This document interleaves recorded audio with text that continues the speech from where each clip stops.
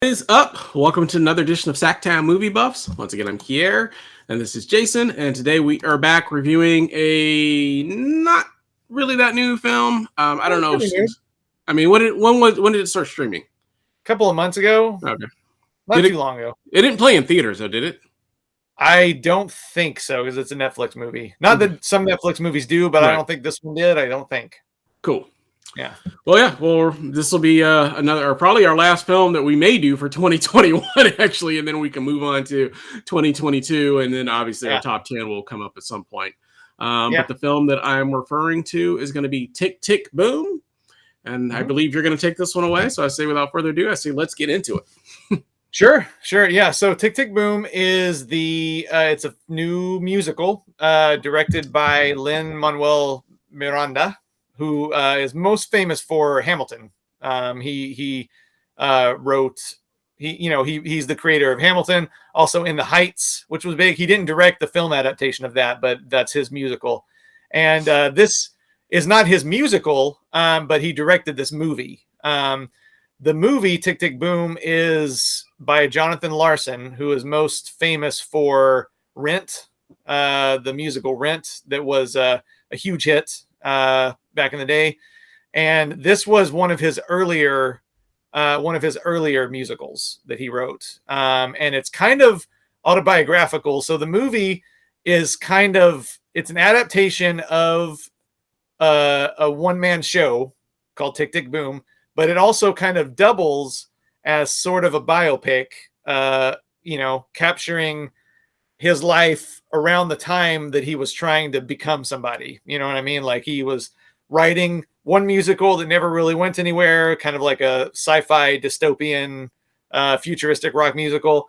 And then Tick, Tick, Boom was what he did after that. And then after that, he did Rent. And of course, it's part of the story with Rent is that unfortunately he passed away unexpectedly the night before Rent made its premiere. So he never got to see, living anyway, never got to see the hit that show would become, Right. So it's kind of a tragic story. So that's the gist of it. And I loved it. I loved it. I'm a fan of musicals. I didn't used to be, I used to not think I liked musicals, and then I started watching more of them, and then I started to realize, hey, I like musicals. But I'm mostly, I'm not a Broadway nerd by any chance. And frankly, like, I tend to like the musicals that are kind of off the beaten path, kind of weirder stuff, like, Rocky Horror Picture Show, Hedwig and the Angry Inch, Phantom of the Paradise. I tend to like the weirder stuff. So I'm not a Broadway nerd, but I did really, really, really enjoy this. I never even thought of myself as a big Rent fan. I've seen it on stage, and I've seen the film, but this movie, I really liked the songwriting, and it made me want to go back and like watch Rent again, because maybe I'm a bigger Rent fan than I thought I was. So, but I thought Andrew Garfield was great in this movie. I never knew he could sing. And I can just tell, as a musician myself, I can tell that he's actually playing the piano, or at least he knows how to play the piano well enough to fake it. Because that's one of the things. As a musician, I can always tell if someone's like pretending to play guitar, if they even have the slightest clue of what they're doing, just by the way they're holding it. Like, I can tell that person can play the guitar, or that person at least put in enough work to fake it well. So he's either faking it really, really well, or he's actually playing the piano, which I thought was impressive.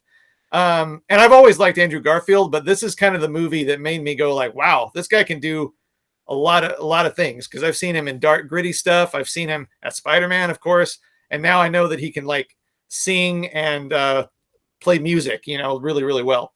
But yeah, I loved it. Like, I found it really moving, I kind of knew the backstory of Rent, but not this well. I didn't know anything about Tick, Tick, Boom, the show. I didn't know anything about the dystopian futuristic thing, which I wish somebody would actually put on if that's a real thing. But I thought the songs were great. It didn't, maybe it feels a little bit long, but honestly, I was pretty engaged the whole time. And yeah, I found it really moving and well acted, and cinematically, I thought it was really interesting too. Like I thought, as a first-time director, I think a first-time film director, if I'm not mistaken, I thought Lin-Manuel Miranda did a pretty amazing job. Like he, it cross cuts in a lot of different directions. It's like past tense, current. It's got like the musical numbers are really creative. You know what I mean? Like a lot of times, like there's this one that really stands out for me that is set in a diner where he works. It's in the middle of the day, and it just it's an amazing number. And I know, again, I'm not a Broadway nerd, but I could tell that there were people in the sequence that a Broadway fan would pick up on. Like everybody and I read up on it. I recognized Felicia Rashad and Bebe Neuwirth. I did recognize them, but I could tell the way that scene was done that, like, oh, these are like people that I would know if I was like a theater junkie. And I found out, yeah, those are all like Broadway legends in that scene. So, yeah, basically I loved it. I've even like watched it twice, and I would like to show it to my mom. It's that kind of movie. So I really liked it. I know you're not as big a fan of musicals. So what did you think here? Yeah, I mean, I thought it was okay. Like I said, I'm not a big musical person, so I didn't loathe it. I wasn't bored to tears watching it. I just like I said, and we've had this discussion before, but with me, typically anytime characters break out in a song and dance number in the middle of a movie, it pulls me out of the scene. Because I like to just kind of watch a movie, be kind of engaged in the movie, and I don't know, for some reason, anytime characters just start singing and dancing, for out of the blue, it just kind of throws me off a little bit. So I mean, I don't know, maybe in like a play setting, I haven't been to very many musicals, like at like theaters outside of Hamilton, which I did like Hamilton. Yeah, me too. But I'm not somebody that would probably go watch Rent or all the other ones, Cats, and all the other big Broadway ones. Not the movie. I'm talking about the actual play. Or I don't like the show Cats either. Oh, okay. Oh, got it. Okay. I'm just not somebody that's that into that. The movie I thought was okay. I mean, I thought Andrew Garfield did a good job acting. I feel about this one the same way that I felt about Spencer, but for different reasons. Just in terms of it did kind of wear on me a little bit. Just got kind of like, because this one's also kind of set. It's a biopic, but it's also like Spencer set in a very short time frame. I mean, I feel like it's only supposed to be like a couple days, if I'm not mistaken, overall. Yeah, so. It was kind of hard to tell. Like, is it? Well, he kept talking about his birthday coming up, and so every time. And then his birthday, like, I was like, is this still like his birthday coming up? Or, you know what I mean? Like, because he was getting ready to turn 30. So I assumed that it was all, and then he was supposed to like put his 2 weeks notice in at the diner he was working at, but he was still like working there. So I just assumed it was within like that 2 week time period for everything is my assumption. So, but yeah, it did run a little long for me. I don't know what the runtime on it, but it did feel a little long. For me, but like I said, the acting was good. The musical numbers, I mean, they didn't do much for me personally. There was, maybe one or two, was like, oh, that wasn't terrible. But I'm just not a musical person, so it's just, I did watch it just because I had heard that it got some good reviews, so I just wanted to check it out. I thought there was going to be a lot of big, Oscar nods for it. From what people were saying, I know it didn't get nominated for Best Picture anyways. I think people thought that was a snub or something, but I mean, I don't know. I mean, I haven't seen all the Best Picture nominees, but the ones that I have seen, I didn't think this one was on the same level as those other films. The ones that I have seen that got nominated, but just my take. So, but yeah, like I said, didn't hate it, just didn't love it either.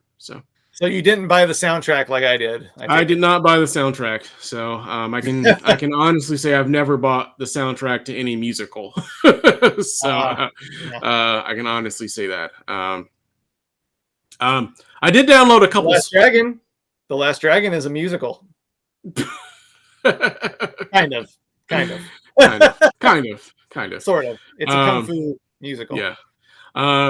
I didn't buy the soundtrack, but I did download a couple songs from that that King, the Beyonce one. What was it called? Oh, Black is King. Black is King. I did download a couple of the songs that I like, but I didn't buy the That was soundtrack. good. But that's more like a long video. But yeah, I don't consider that to be a visual straight music. album. That's more, that's more of a visual video or something. Yeah. But you know, that's about as close to a musical as I probably would enjoy. Yeah. So, yeah. But cool.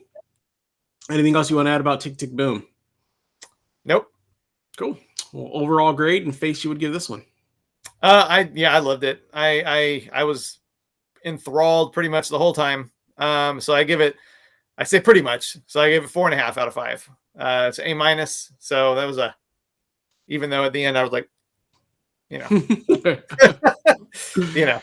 Yeah. So. Yeah, I didn't hate it, but like I said, it throws me out of the scene with it. So I ended up just giving it a 2.5 out of 5. Oh man. Ouch. So it didn't even get the quality 3. But I gave it 2.5 out of 5. But I always feel like my 2.5s are rated a little higher than yours are. I mean, you give it 2.5, you pretty much loathe it. So yeah, 2.5 is pretty much. Even your 3s, I'm like, you know, you didn't really like it that much. Like again, we've always had this debate, but like for me, 3 out of 5 is just barely over midway. Because I mean, like halfway between 0 and 5 is 2.5, and basically, I just don't grade music the same way I would grade a paper, though. You know what I mean? Or movies the same way I would grade a paper. So I don't know. Well, I wouldn't either. You know, I'm just saying like if 2.5 is the midway point between 0 and 5, then 3 out of 5 is just kind of barely more than mediocre. So really, like 3 means like it was all right for me. 3 for you means like you loved it because it's your second highest rating. Right. No, for sure. So yeah, like I said, 2.5 is not necessarily a diss for me. I mean, I probably would never rewatch a 2.5 or buy a 2.5 or anything of that nature. But I wouldn't say it's terrible. So that's just me. So yeah.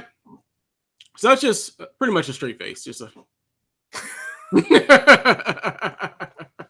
Gotcha. Cool. Well, let us know down in the comments. Did you like Tick Tick Boom? Did you not like it?